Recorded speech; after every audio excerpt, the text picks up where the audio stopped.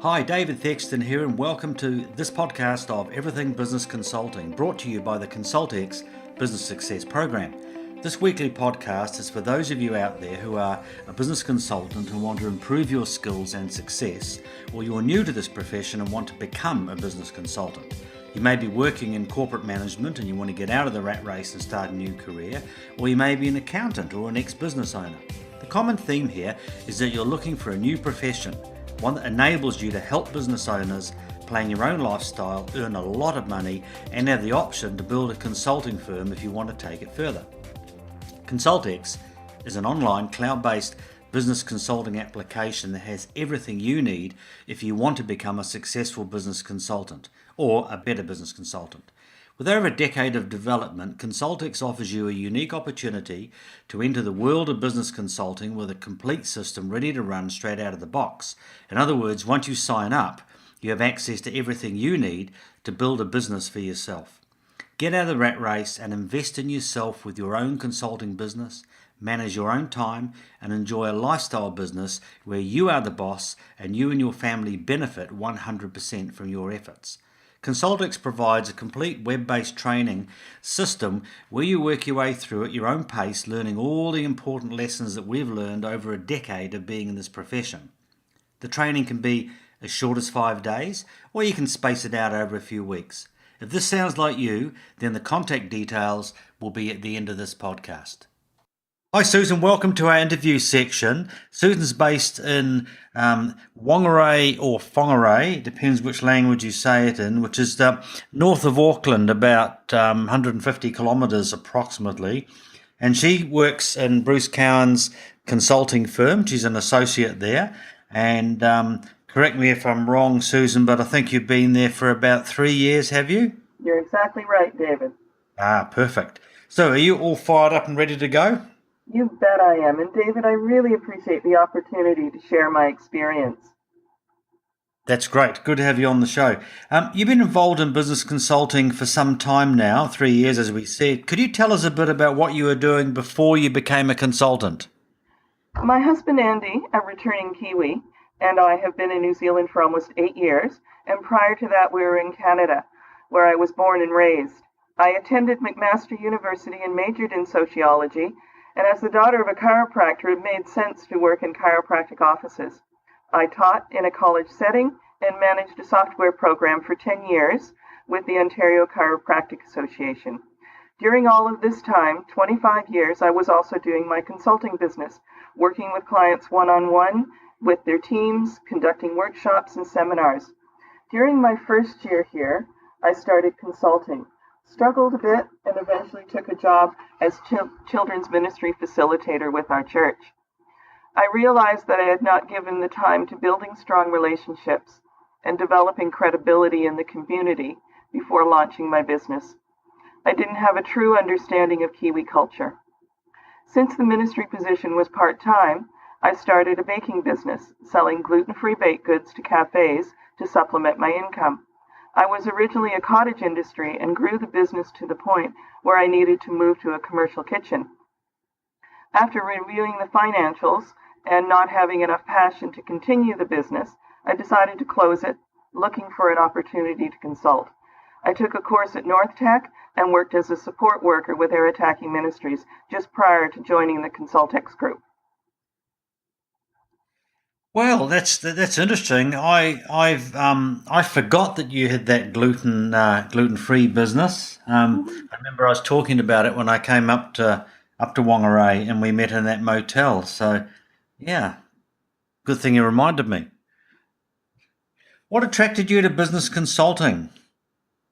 Well, particularly to the ConsultX group. One day Andy came home from his BNI meeting with a brochure saying, "Honey, this is right up your alley."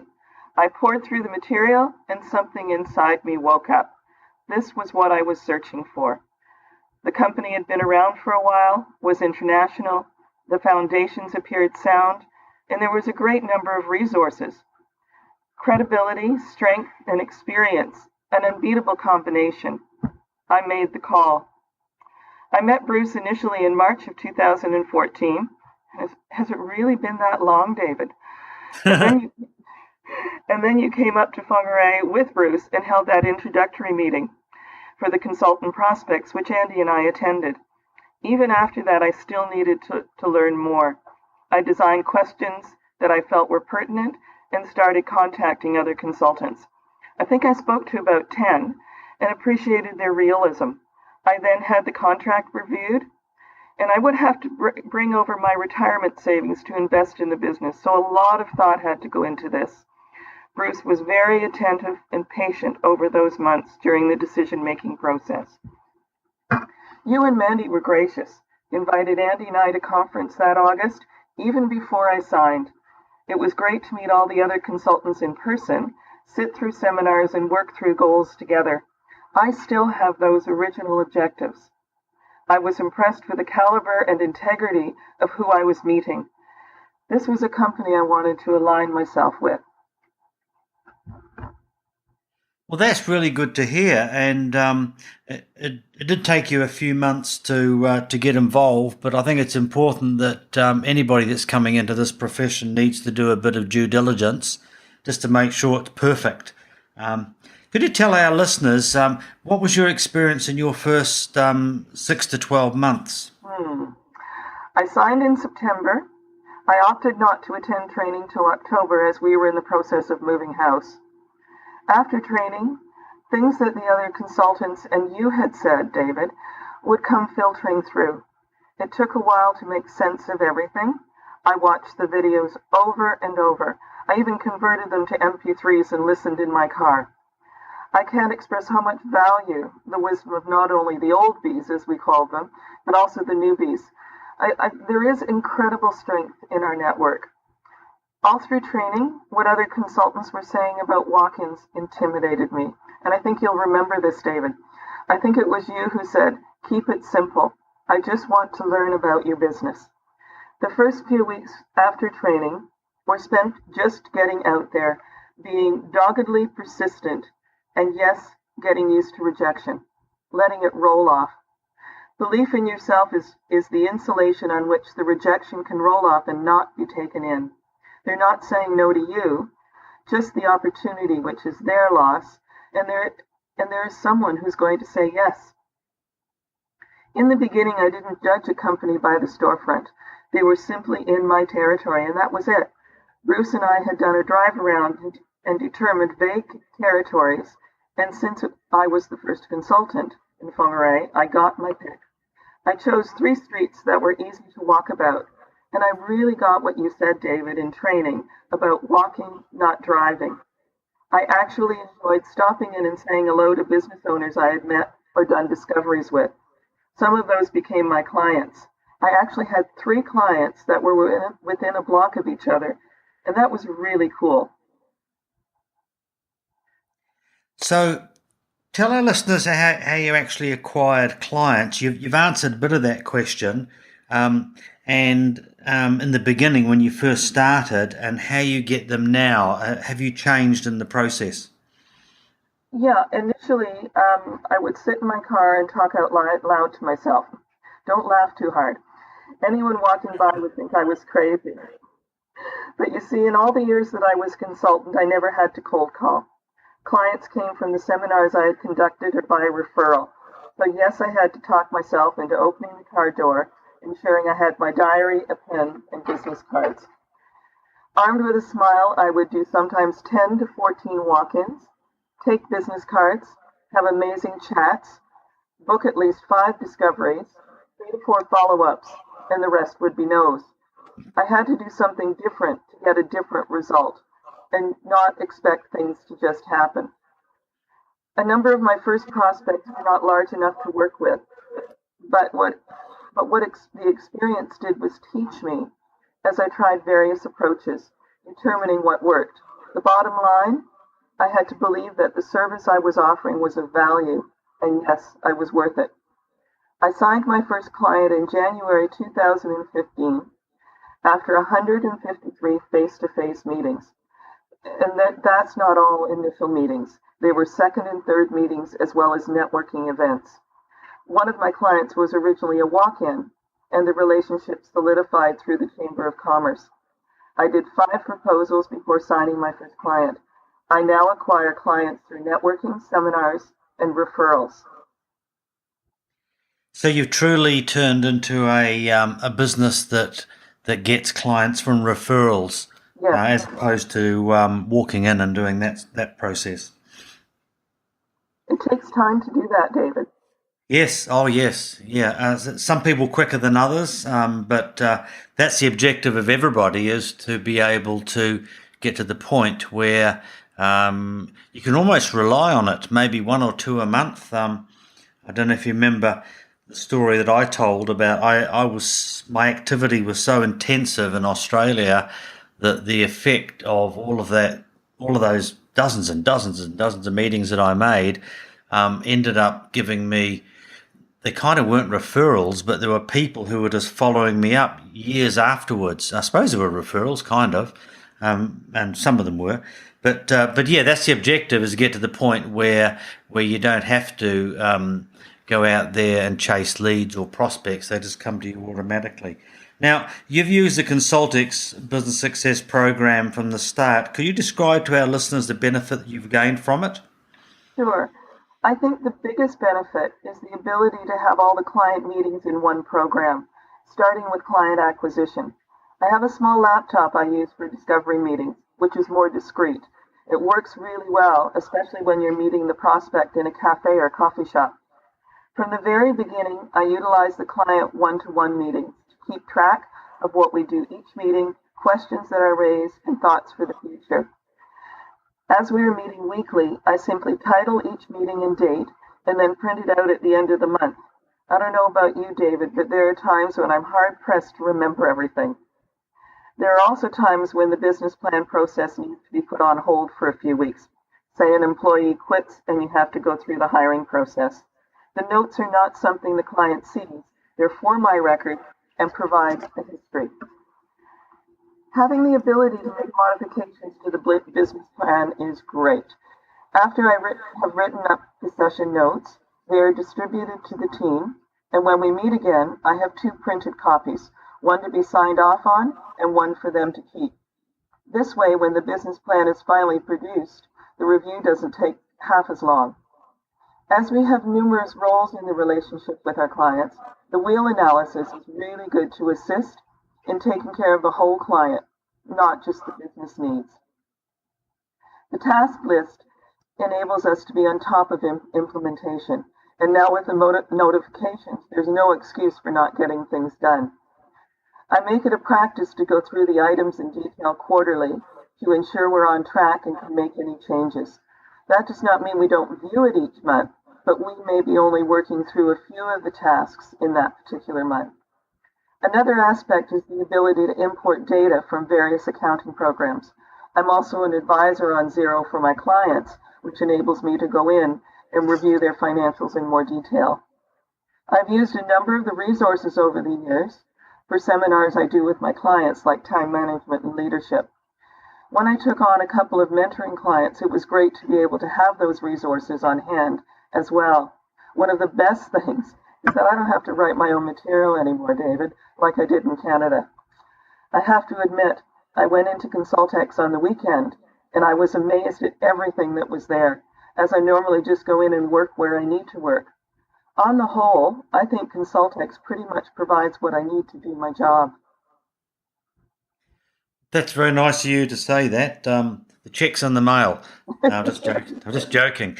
But a couple of points you mentioned in there about you said that finding it difficult to remember everything that goes on in the meetings. You're not the only one. That function was put in there because of myself having a deathly fear that I'd be sitting in a session with the pie manufacturer asking how the organic face cream was going. And that was always worried me because at my highest point I had 18 clients, but on average it was about 12 to 14. But I was always worried about that. So when we created ConsultX, a lot of those things were put in there because I recognised the need for them. That was the reason why. Can you tell our listeners how many clients you have today and very quickly what type of businesses they are? Sure. Currently I have 6 clients. a caravan sales and rental company. They're a full BSP client. The business is divided into two divisions, management of long and short-term rentals, and the sale yard. Primarily, it's a sale on behalf business, so the organization of all that entails everything from repairs, warrants, marketing, and financials. When we met 18 months ago, they had been in business for 10 and a half years. They've worked really hard in defining their target market, documenting systems and processes, designing and implementing a CRM system, hiring their first staff, and just in the last 2 weeks have taken on a second staff. Exciting times. Last year, they won in their category at the Northland Business Excellence Awards. Second, a full-time BSP client, an auto parts retail shop that is not part of a chain. Another interesting business, but I would say that about all my clients. Husband and wife, he works in the business and she does all the accounting and marketing. They also started their own product line. They are well known and respected in the community and are a direct referral from the previous client that I just spoke about. They are motivated and committing to reaching their goals. We are in process of purchasing a CRM system to enable more effective stock management. Third, a landscape architect. A mentoring client, we meet monthly and communicate by email and phone periodically throughout the month. We have utilized most aspects of the BSP, just not in full team mode. We plan for the year, discuss strategy on an ongoing basis. I provide knowledge and guidance, and then he goes and does, and then I hold him accountable. The fourth is an IT company, a project-based client working through designing a new service level agreement. Fifth is a home-based childcare with a nature focus. A full BSP client, we're just getting started and in the middle of strategy sessions. I think one of the things that I love about doing what I do, David, is even though I know business, I love learning the uniqueness of each industry and then applying the base knowledge to helping them grow. Sixth, a skincare and beauty consultant, a mentoring client, and we've just gotten started with personal and business vision and SWOT. The process is similar to the previous mentoring client. Well, that's great. And you've got quite a wide spread of businesses there. A lot of people who are listening to this, it's kind of 50-50, 50% who are in the network and 50% who are thinking of joining the network. But they wonder, one of the questions they ask me all the time is, what businesses does this suit the best? And it doesn't. It suits every business because every business has the same DNA. It works with every business of every type and every size. So that's very interesting, that spread of clients that you've got. Can we talk about client losses that you've had? Because that's another question I get all the time, is how long does a client last for? And some in the network have had clients for just coming up for 6 years now. So how are you, what's your situation as far as client losses is concerned? When I first start with clients and establish the ground rules and boundaries, I talk about above the line and below the line behavior. Above the line is about action, accountability, openness, and responsibility. Below the line is about blame, excuses, and denial. I'd been with a client for about 5 months. The business plan was done. It took longer than expected, but we were now in monthly meetings. It started with 1 or 2 things that they had agreed to complete over the month not being done. Instead of calling them on that, I simply moved them to the action items for the next month. Hindsight is wonderful. I needed to call them on their behavior much sooner and hold them accountable as they had agreed. As it turned out, 9 months in, they decided they had not moved forward enough and it was my fault, and were giving me notice. At the review, I had drafted a document listing everything that they had agreed to do over the months, what was completed, what was not, as well as the wins. Even at that point, they weren't willing to be accountable. David, I felt like it was a failure on my part, a very difficult thing to experience. If I could do it over again, I wouldn't play in their court. I would hold them accountable from the beginning, and if they were not willing to be accountable, even though it would be tough, I would release them. Yep. As I review over the years, there is a life cycle to clients. I've worked for the carpet cleaning company, an accountant, an IT company, a real estate company, and a raw cake business. I realized the importance of always having prospects in the pipeline and I now have prospects in my nurture file and continue to meet with them. That's interesting. That just going back to the client losses, and on what you said, I can recall a couple of clients that I had where very similar circumstances where it seemed that they wanted you to do all of the work, but that's just not possible. Like, they are the owner and manager of their company, and they've got to do certain things. And I ended up terminating the relationship with them as well. So that's really important, and I like the fact that you have highlighted that you need to be tough, kind of like, what do they call it, tough love, right from the start. Otherwise, the wrong habits are built, aren't they? And they will fall off the rails pretty quickly if they don't do what they're supposed to be doing. Absolutely. Can you give our listeners a couple of examples of how you've helped your clients to build better businesses? Ooh, which ones do I pick? Isn't this why we do what we do? To help clients grow not only in their business but in themselves as well. I had a client that was with me for about 8 months. The keys for them was the creation of an incredibly strong structure to be able to handle the growth that was to come. The Business Success Program is sound practice.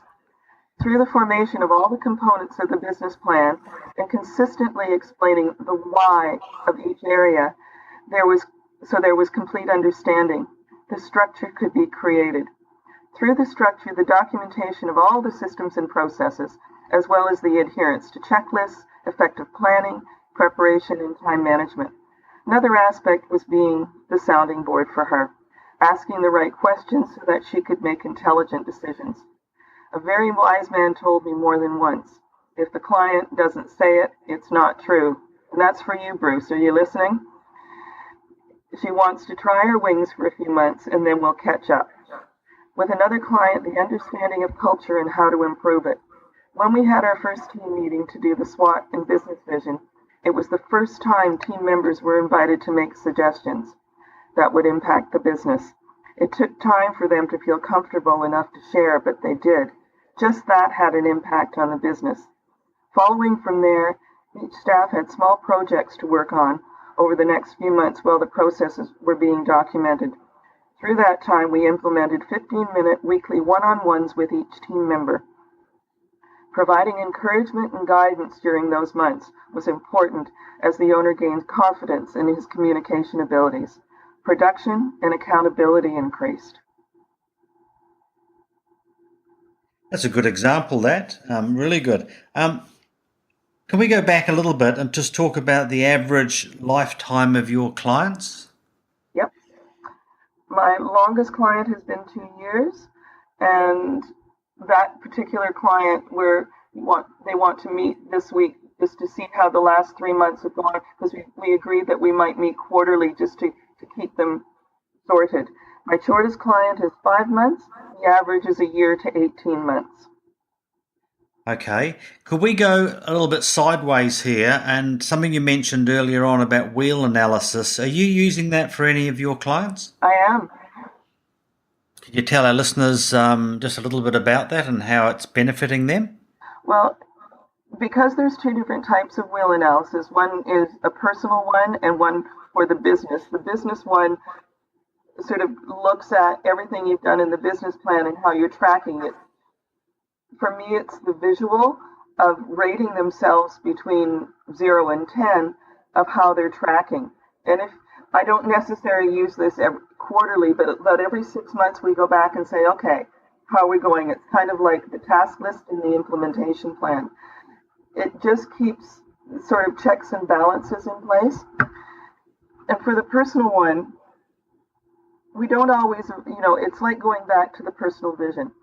We don't always track how we're doing personally in our relationships, and because that's exactly where we started, because we've met most of our clients, David, when they had this vision, and over the years they sort of lost track of that. We revitalized that at the beginning of the process, but then it's important at least if 6 monthly, if not yearly, to redo that wheel analysis. Say, you know what, we're actually doing a really good job. Or, you know what, I really need to keep in touch with my sister-in-law more. She's really important to me. Yeah, it's bordering on coaching in a light way, really, and we brought that in probably 18 months ago because some people were concerned that their client retention wasn't good enough. So, and when we dug into that, we discovered that they were kind of in a bit of a mess personally. So by doing a temperature check every month or 3 months with the wheel analysis, we were able to establish what was going right and what was going wrong. But it also positioned us as being more than just a business consultant. Like, we became a coach and a mentor and a friend and a confidant and all of those things. Do you agree with that? Absolutely. Yeah. Can you tell our listeners a little bit about your lifestyle as a consultant today compared to perhaps a normal 9-to-5 employment? Well, for me, and for those who know me, having control of my time is important. I can choose how I want to structure my days. Mondays, I do client preparation. I load Tuesday to Thursday with client and prospect meetings, as well as networking. Friday is usually an easier day. It's the day when I write up meeting notes and plan for the following week. Once clients are in implementation and meetings are twice a month, you can have heavier and lighter weeks. If you want to take a couple of days off, you can.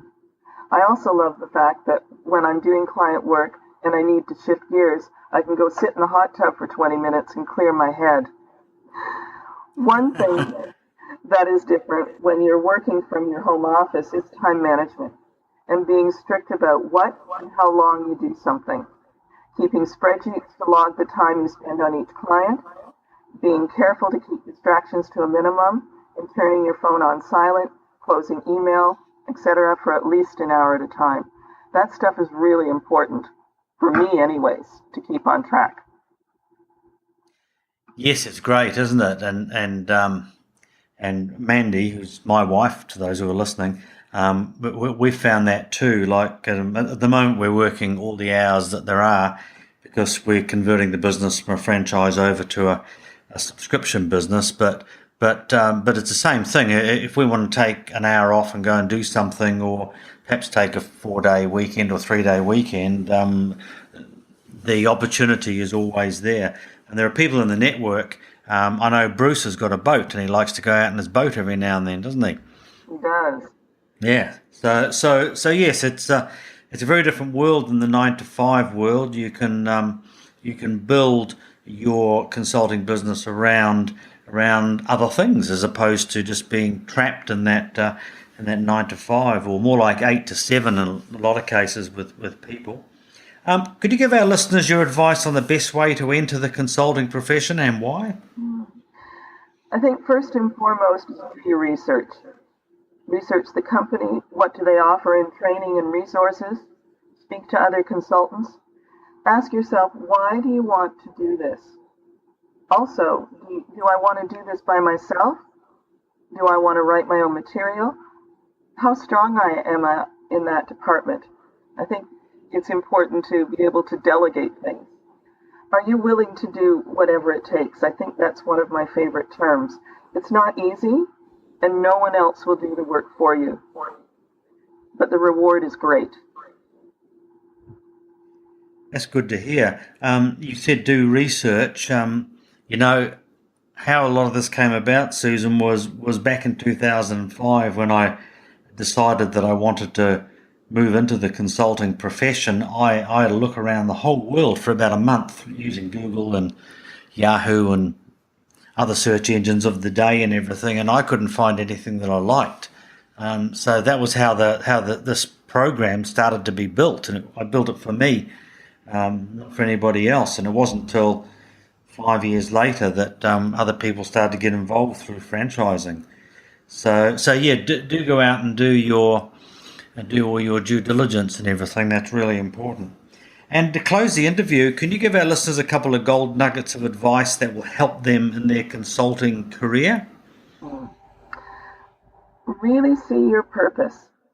The most important thing about your vision or purpose is to see it, taste it, and feel it. and through that you'll be motivated to achieve the impossible. Believe in the value that you bring to the table. Have a morning routine. I use Hal Elrod's Miracle Morning as a model, and those mornings I'm usually up about 4:30, 20 to 5. No matter what type of meeting you're in, listen as great. That person or team is the most important thing in your life at the moment, and give them 100% of you. Don't be afraid to tell the truth, and love people and expect the best from them. That's really good advice, that's fantastic. Well, Susan, thank you for that frank and interesting interview, and I'm sure our listeners will have gained a lot from it. Thank you, David. I really appreciate the opportunity and to be on the show, and I wish everyone the best, the current consultants and ones that are considering coming on board. You'll be great. Thank you, Susan. That's fantastic. My definition of a lifestyle business is one where you decide the hours you work, who you want to work with, and how much you want to earn. Many people I talk to describe in detail the drudgery of their current job, hours of commuting, boring meetings, little chance of promotion, and remuneration just enough to live on, with little or no chance of improvement, and the very real possibility of being made redundant if the worst happens. Imagine a business where you can take the kids to school when you want, have a 3 or 4 day weekend when you want, cut out the commuting, and have complete freedom of your time. Business consulting is a business where you get paid for what's between your ears, not the hours you work. Working on a percentage of revenue fee basis frees you from time-based earning systems and takes away all income ceilings. I've worked as a consultant from home since 2005, and right now I'm looking out of my office window at the green rolling pastures of New Zealand, about 50 kilometres south of Auckland. Fantastic. And I work the hours that suits me. And I can take a holiday whenever I want to. But in order to move forward as a business consultant, you have to make some important decisions and make that change. You've already started that change by listening to this podcast. This podcast is all about that change, and each week we'll be presenting a number of topics and features that will be of interest to you, whether you are already a consultant or you're looking to become one. We'll interview people in our network and we'll dig deep into what makes them tick and why they have become a successful consultant. We'll read out your letters and questions and answer them for you. We'll discuss a case history from our client files. We'll discuss a special topic each week from our listeners' suggestions. And we'll interview people who are not in our network but have some interesting information for you as you start work with business owners. Bottom line is, if you're a business consultant and you want to improve or you want to become a business consultant, then this is the podcast for you. If you want to get more information right now, then go to www.consultx.com. I'll repeat that, www.consultx.com. There you will find everything you need to know to become part of our global ConsultX network. Our podcast will be loaded up on iTunes and Stitcher and sent to you immediately, provided of course that you're a subscriber. It's called Everything Business Consulting. So sign up now, it's free, and of course the sign up button is behind the settings button, which looks like a gear out of a gearbox with teeth on it.